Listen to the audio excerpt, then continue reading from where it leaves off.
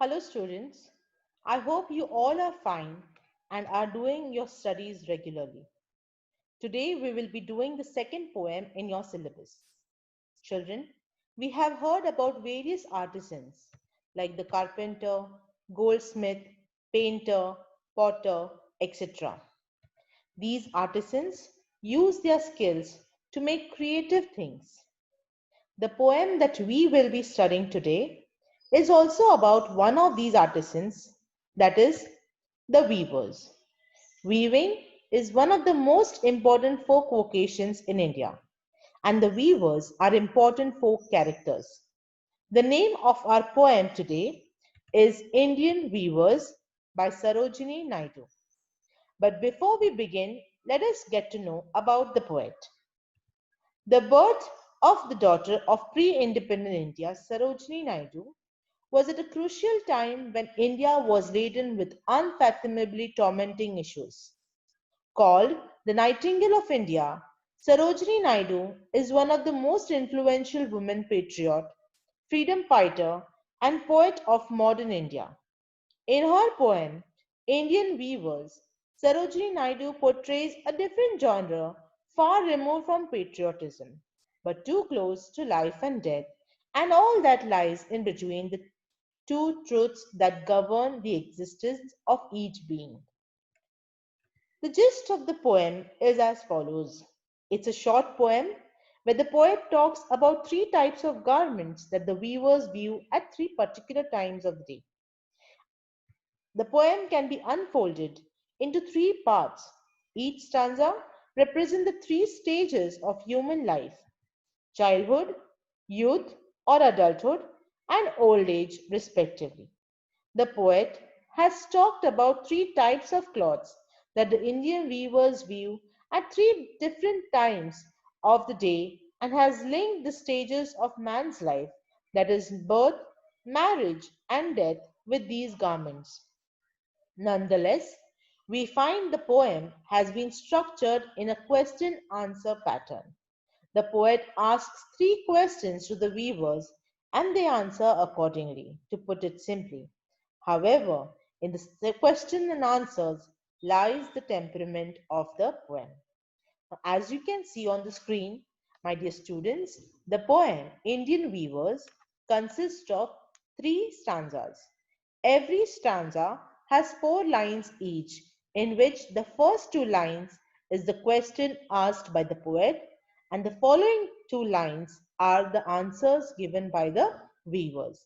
Let us try to understand each and every stanza in detail. Weavers weaving at break of day.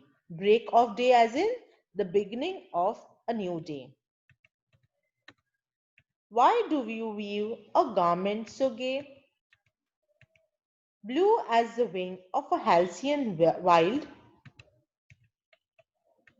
we weave the robes of a newborn child.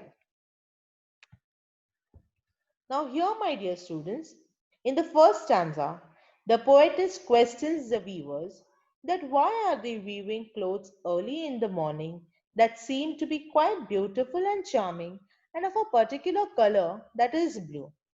The poetess is curious to know about these clothes as they seem quite special. The weavers reply that the clothes that they are weaving are blue as the wing of a halcyon, which is the other name of the bird kingfisher, whose wings are bright blue in color. The weavers say that they are weaving the robes of a newborn child, that is, a young one, who has just come into this world. And this stanza hence describes the first stage of human life, which is full of freshness, happiness, beauty, hope, etc.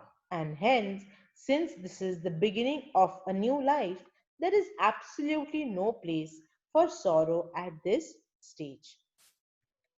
Let us look at the second stanza.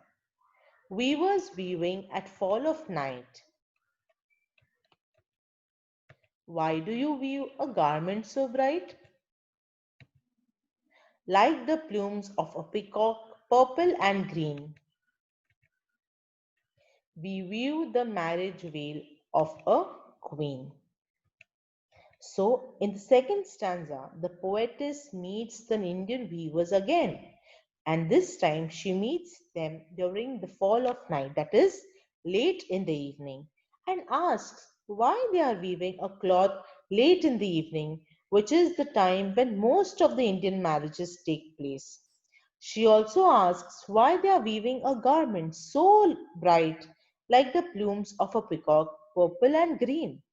The weavers reply that the cloth is brightly and richly colored because they are weaving it for a queen which she will use to make her marriage veil. This stanza describes the second or the adult stage of life when humans quest for a better and prosperous life.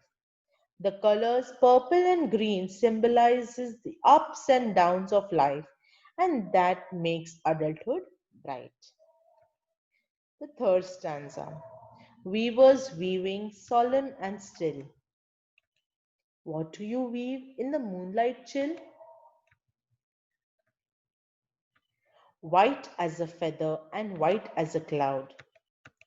We weave a dead man's funeral shroud. In the final stanza, my dear students, the poetess finds the weavers quite sorrowful, grieved, and silent. They are weaving something weird in the dead of the night, which is colorless and lifeless. So rather than asking why are they weaving, she asks what are they weaving? The weavers reply that they are weaving shroud, which means a cloth used to put on the dead body. This represents the final stage of human life, that is, death, which is lifeless and emotionless, just like a white cloud or a feather. However, the white color also symbolizes eternal peace and calm that comes with death. So, in this way, the poet Sarojini Naidu has very well portrayed the three stages of human life: birth, adulthood, and death.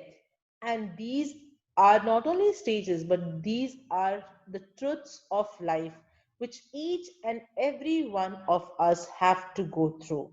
So, the poem sums up human life in three main stages using symbols like clothes and times of the day.